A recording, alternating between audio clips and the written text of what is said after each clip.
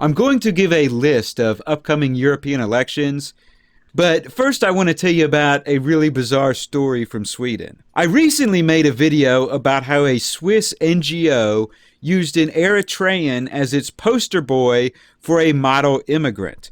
Turns out the guy was criminally insane and went on a violent transnational rampage that included the brutal public murder of an 8-year-old German boy. Fortunately, this next person was stopped by police before he could murder anyone, but there are definitely some similarities here. In 2012, an ethnic Uzbek couple from Kazakhstan illegally entered Sweden. They filed 2 different asylum claims that were both denied and most likely 100% fiction. They also hid from Swedish authorities and tried to stay in the country for as long as possible. However, in 2016, a court ordered them to leave. Well, a local newspaper, Östersunds Posten, did a major featured story about them. They claimed they were model immigrants who had embraced Sweden and were a huge benefit to society. There was even a fancy online video where a third story is introduced that is different from either of their 2 failed asylum claims. The paper said the family was a perfect addition to an aging local population. The paper claimed that the family was providing valuable, much-needed human resources, and they were caring for elderly Swedes by taking jobs in Sweden's socialized healthcare industry. 2 years after returning to Kazakhstan, they applied for a residency permit in Sweden. Even though they did everything illegally the first time and filed 2 bogus asylum claims, the Swedish government granted them a permit to move back. Well, the patriarch of this family is Dilshad Usmanov. Last Wednesday, people witnessed him loading knives and red gas cans into his car, and they became worried. They called police. When police tried to pull him over, he fled. Eventually, he stopped when he hit some sort of decorative stone flower box on the side of the road. Police believe he was planning some sort of terrorist attack based on items they found in his car. They also think other people are involved. Police said he indicated that someone else put him up to it during the interrogation. Usmanov had been driving around the city for a while before the police chase. It is being suggested that he was having second thoughts and debating whether or not to go through with an attack when police caught up with him.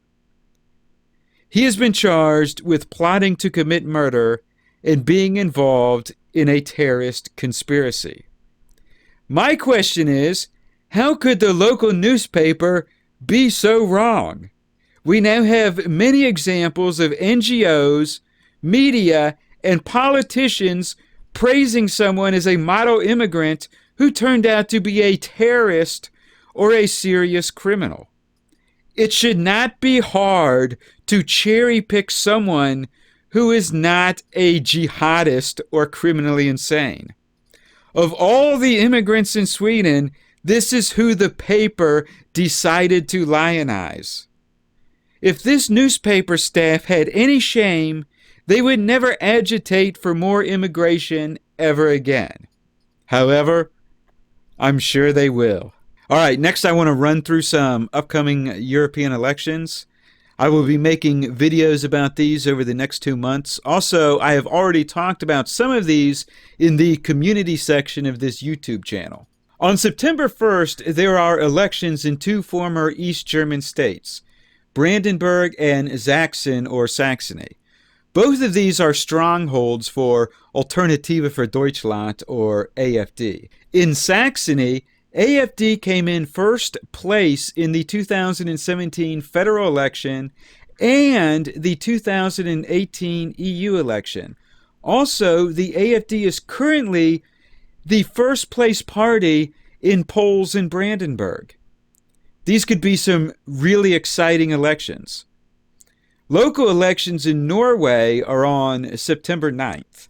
With the Social Democrats back in power in Denmark, Norway is now the most conservative Scandinavian country. The big issue with the Norwegian local election is an estimated 350,000 non-citizens who are eligible to vote in local elections. Keep in mind that Norway has less than 5.5 million people. On September 29th, Austria will hold its early snap election. The Austrian Freedom Party is polling 20% right now. This is only a few points below what they were polling prior to the so-called Ibiza affair. The Portuguese national election is on October 6th.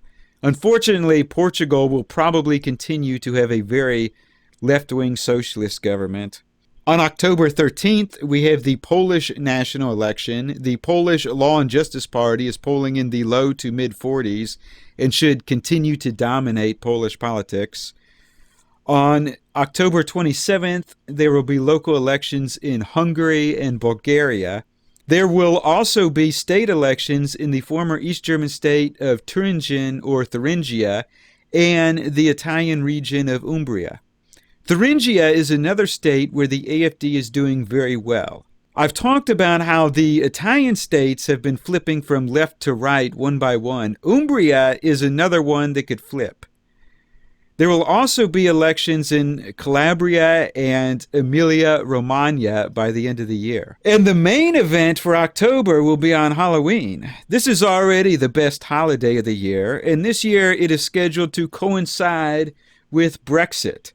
Currently, Boris Johnson swears that he will not delay Brexit, and it will take place on or before Halloween, no matter what. Currently, I believe that Britain will leave the European Union on this date. Thanks for watching this video. Click the like button, post a comment, tell me what you think about this, and please consider making a donation to my YouTube channel, as YouTube has mass demonetized all my videos. And please support my sponsor, Patriotic Flags, the online flag store, patriotic-flags.com, and click the subscribe button. New video every few days.